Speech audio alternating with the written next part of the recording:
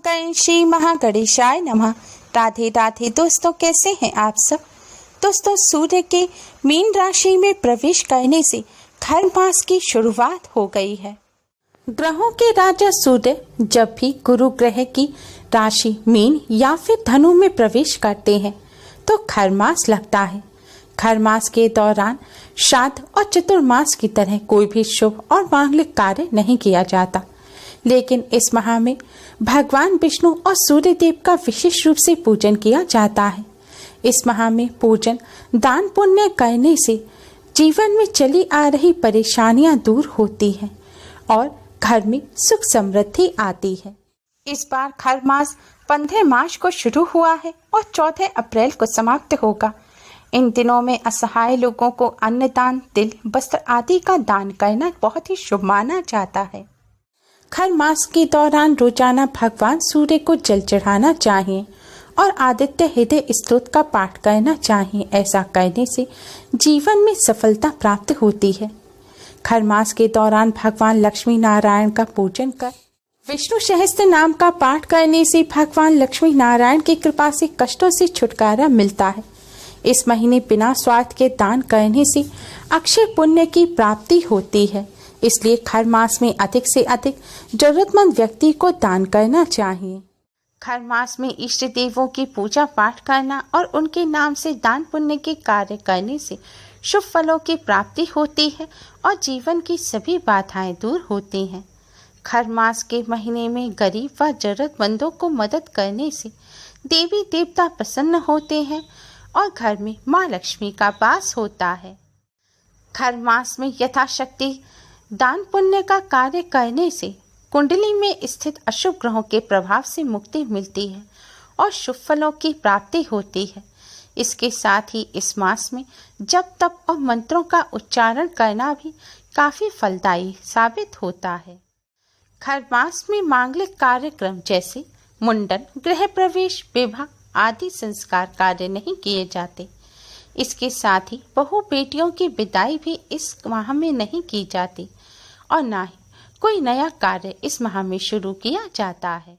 दोस्तों, सूर्य देव को ग्रहों का राजा कहा जाता है। सूर्य देव की कृपा के बिना ना तो मनुष्य को उच्च पद की प्राप्ति होती है, ना ही मान सम्मान मिलता है। किसी भी कार्य में सफलता के लिए भी सूर्य देव को प्रसन्न करना अति आवश्यक है। खर मास सूर्य देव को समर्पित होता है। इस माह में सूर्य देव की पूजा करने से सूर्य देव अति शीघ्र ही प्रसन्न हो जाते हैं।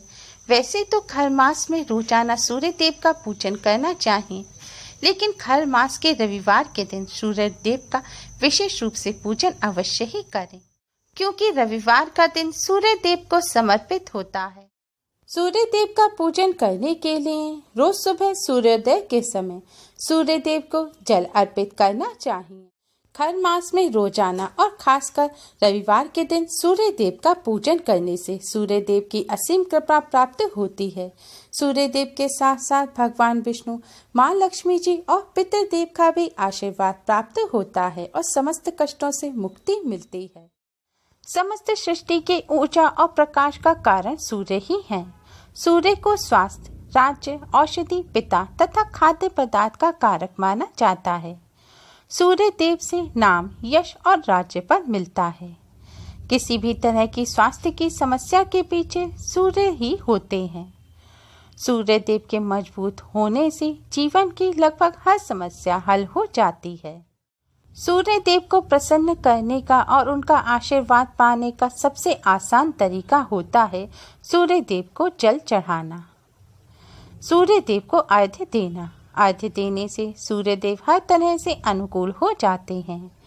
सूर्य देव को देखते हुए जल चढ़ाने को अर्घ्य देना कहा जाता है। इससे सूर्य देव के साथ साथ 9 के 9 ग्रह मजबूत हो जाते हैं। मात्र सूर्य देव को अर्घ्य देने से जीवन की लगभग हर समस्या का समाधान हो जाता है।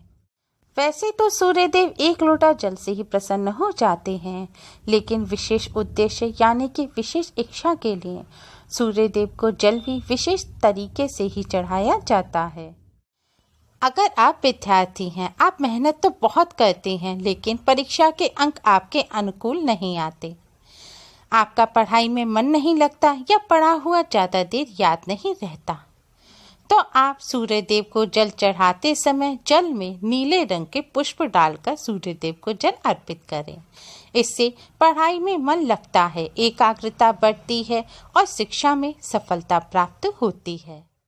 अगर आपको कोई रोग है, आपके ऊपर नकारात्मक ऊर्जा हावी रहती है, आलस रहता है, कुछ करने का मन नहीं करता, तो आप जल में रोली या लाल चंदन मिलाकर सूर्यदेव को जल चढ़ाएं। ऐसा करने से रोगों से मुक्ति मिलती है, ऊर्जा का संचार होता है और नकारात्मक ऊर्जा दूर होती है।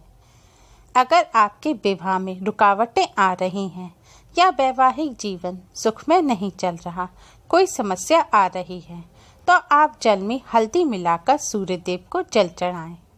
ऐसा करने से शीघ्र विवाह के योग बनते हैं, वैवाहिक जीवन सुखद होता है।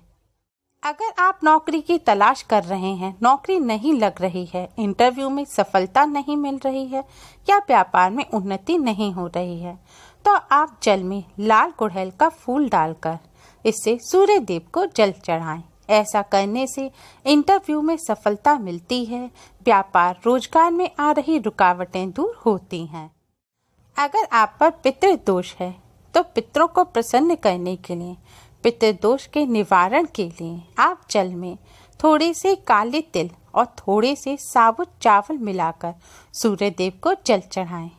ऐसा करने से पितृदेव प्रसन्न होते हैं, पितृदोष से भी मुक्ति मिलती है और पितरों का आशीर्वाद प्राप्त होता है। धन, यश, सुख, समृद्धि, उच्च पद की प्राप्ति के लिए और जीवन की समस्त परेशानियों को दूर करने के लिए सूर्य देव को जल चढ़ाने के लिए जल के लोटे में एक चुटकी हल्दी डालें, एक चुटकी रोली या फिर लाल चंदन डालें, थोड़े से साबुत चावल डालें और थोड़ी सी शक्कर डालें और 2 लाल रंग के फूल डालें। अब इस जल से सूर्य देव को जल चढ़ाएं। आप अपनी विशेष इच्छा की पूर्ति के लिए अपनी इच्छा के अनुसार इन चीजों को सूर्य देव को जल देते समय जल में डालें और फिर सूर्य देव को जल चढ़ाएं। लेकिन ध्यान रखें, सूर्य देव को जल सही विधि से ही चढ़ाएं, तभी आपको जल चढ़ाने का पूर्ण फल प्राप्त होगा। तो आइए जानते हैं सूर्य देव को जल चढ़ाने की सही विधि क्या है और सूर्य देव को जल देते समय किन किन बातों का ध्यान रखना चाहिए।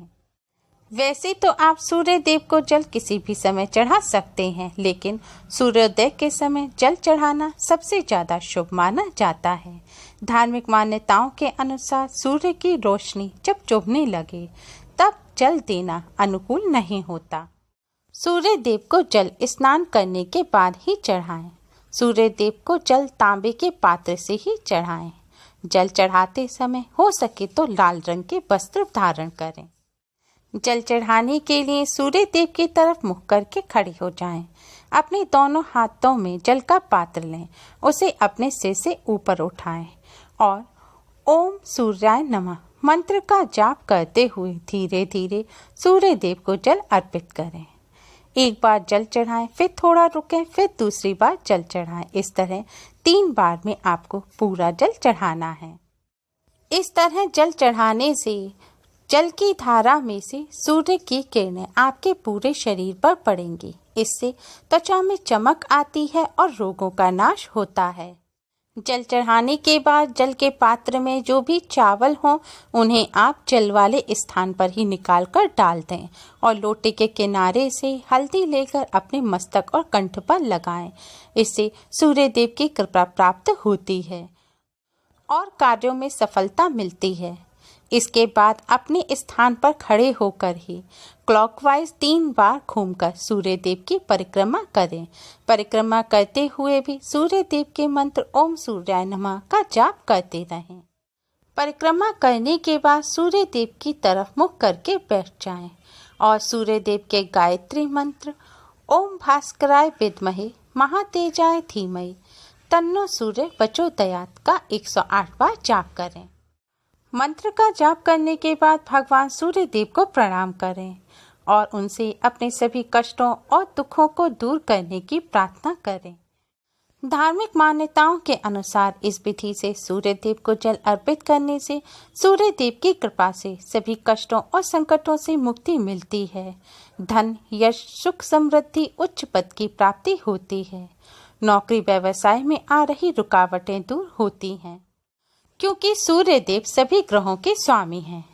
सूर्य देव की कृपा के बिना व्यक्ति को सम्मान नहीं मिलता, यश नहीं मिलता और उच्च पद की प्राप्ति भी नहीं होती। किसी भी क्षेत्र में सफलता सूर्य देव की कृपा से ही प्राप्त होती है। इसलिए अपने जीवन को सुखमय बनाने के लिए सूर्य देव का पूजन अवश्य ही करें। सूर्य देव के पूजन से पंचदेवों के साथ साथ सभी नवग्रहों और पितृदेव की भी कृपा प्राप्त होती है। उम्मीद है आपको हमारी ये वीडियो पसंद आई होगी। प्लीज़ लाइक करें। हमारी इस वीडियो को अपने फ्रेंड्स और रिश्तेदारों में ज़्यादा से ज़्यादा शेयर करें, जिससे वह भी इसका लाभ उठा सकें। हमारी और भी वीडियोस के लिए हमारे चैनल को सब्सक्राइब करना ना भूलें। Thanks for watching. Radhe Radhe.